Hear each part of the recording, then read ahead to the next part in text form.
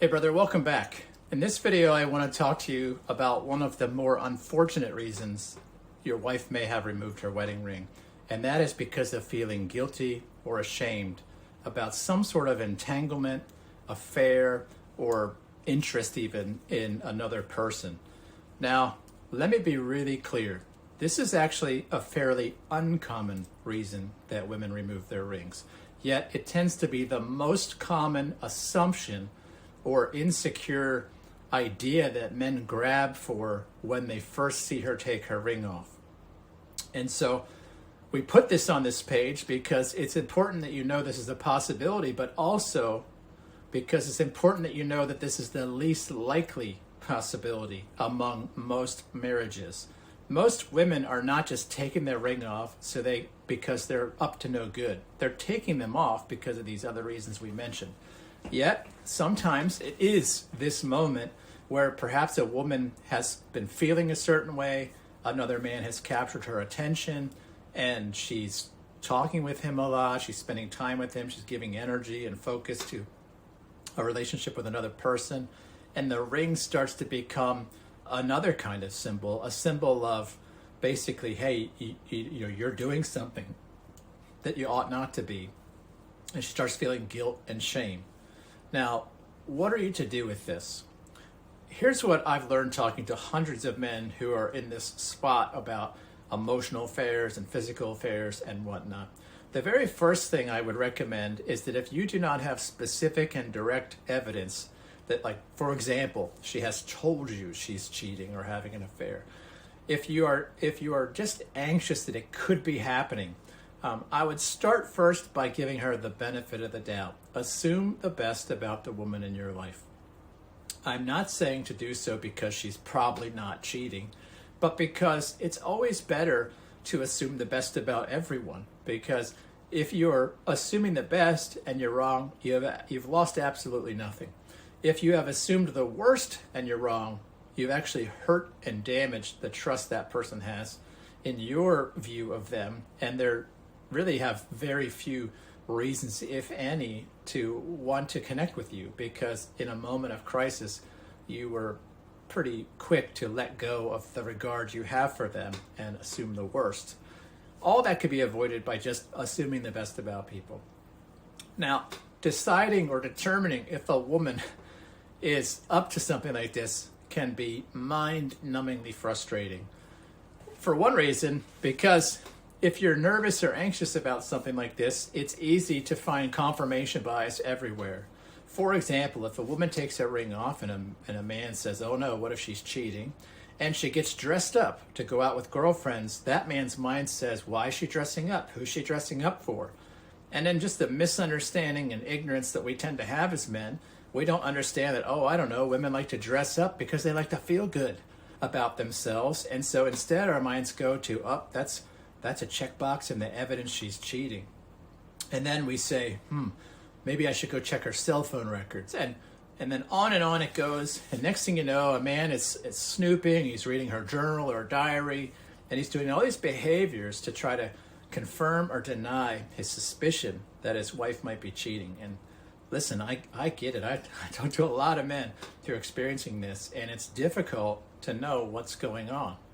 And so one of the best things you can do in that moment is realize, okay, what do I get if I knew 100% that this is or is not happening?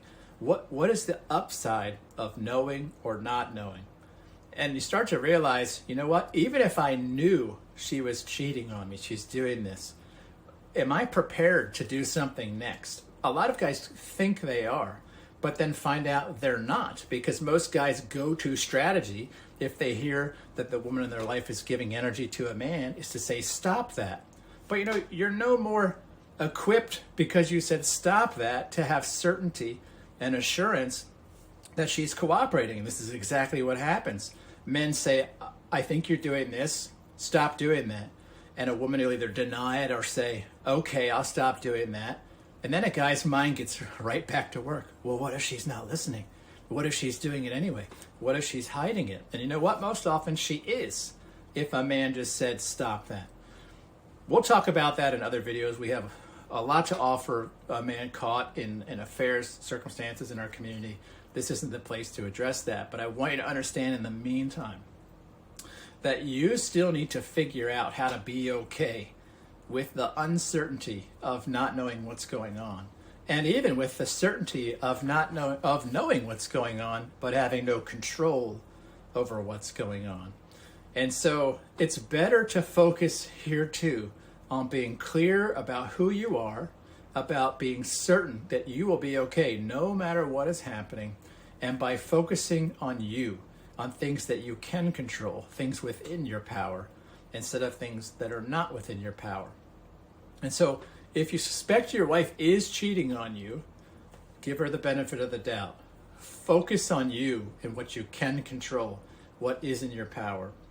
And then what should you do next? Well, one thing I like to encourage men to do is to try to get clear about your suspicion, right? We are really wonderful creatures. We have brains and hearts and guts that all kind of play a role in their informing us of things in life.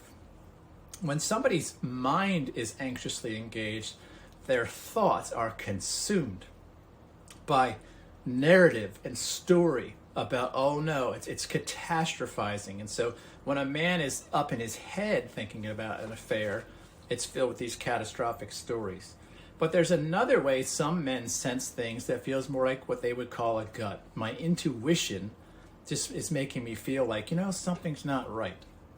I could say, talking to hundreds of men about this, that men that feel something in their intuition are generally pretty close to accurate on their intuition. But their intuition is not providing them with details about what's going on, just that something is not right. I personally believe it's good to honor your intuition, to notice this part of us that's saying something feels amiss, and then do something constructive with that. And it's not constructive to say to the brain, okay, I want you to imagine for me what might be going on. Rather, it's better to notice that something is going on and just to start moving through the world, through your day-to-day life with a little bit more intentionality. To think about who am I? What matters to me? What are my values? Am I living in a good way? Am I living the way I want to be living? What needs to change in me? Now, I'm not saying you need to do this because anything going on is your fault. I'm saying to do this because it's important to live at our max as men, regardless of what's happening with our partners, but also so that we have clarity. Because when men start stumbling into, something doesn't feel right and things start popping out into the light, it's very common for men to be lied to experience gaslighting, which is somebody shaming you when they feel shamed. And so it could be a very confusing time to navigate through, and it's made all the more complicated for a man who is not clear who he is, what he values, and who isn't living at his own bar for himself.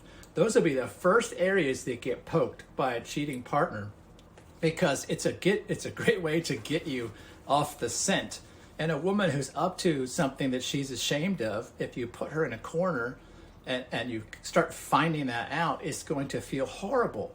And it's a pretty unfortunate but normal response when people are feeling horrible about themselves to kind of fight back. And they do that by actually pointing out all your flaws, all your irregularities, all the ways you're not living your best.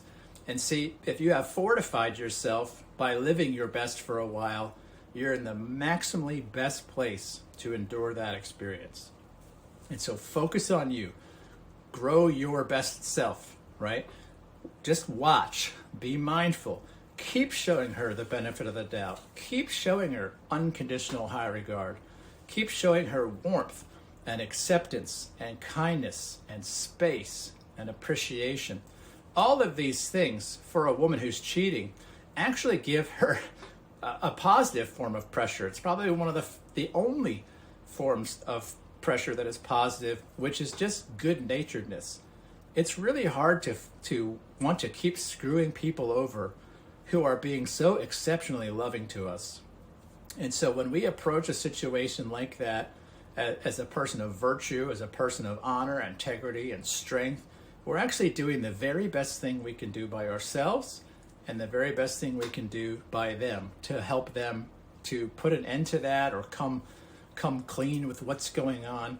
All of that is made way more possible to the degree you and I as men are emotionally safe, secure, confident, masculine men. The more you focus on that, the better your opportunity will be for your partner to share the truth of what's going on. And then once that's true, once that truth is known and it's drug out in the light, you can decide, what do I want to do with this now? But you'll never get a chance to cross that bridge if you start putting a hairy eyeball on people, and you start interrogating your wife, and you start snooping, and you start increasing suspicion that she's doing these things. That doesn't generally produce anything good for men. If you absolutely must know, unfortunately, about the only thing you can really do is hire a private investigator, and you let them kind of figure out what's going on.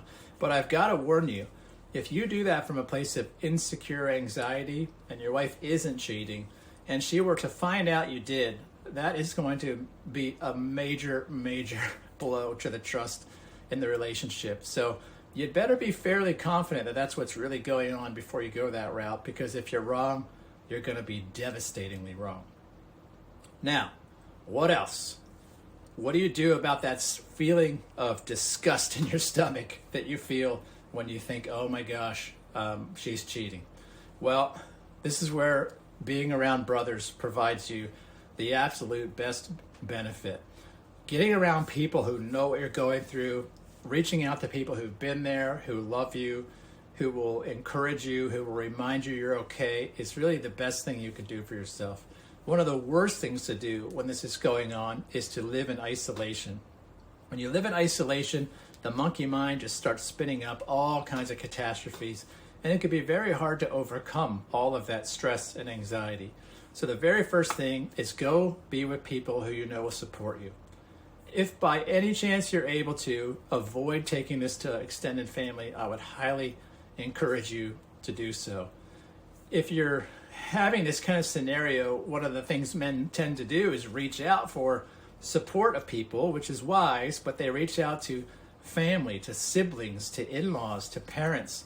And here too, if you start sharing, which you need to, authentically and sincerely what you're experiencing, and you're sharing like, hey, I think my wife might be cheating, and you're sharing this with extended family, and you're wrong. From your wife's perspective, you are going to be committing an unspeakable deed of distrust and harm towards the relationship.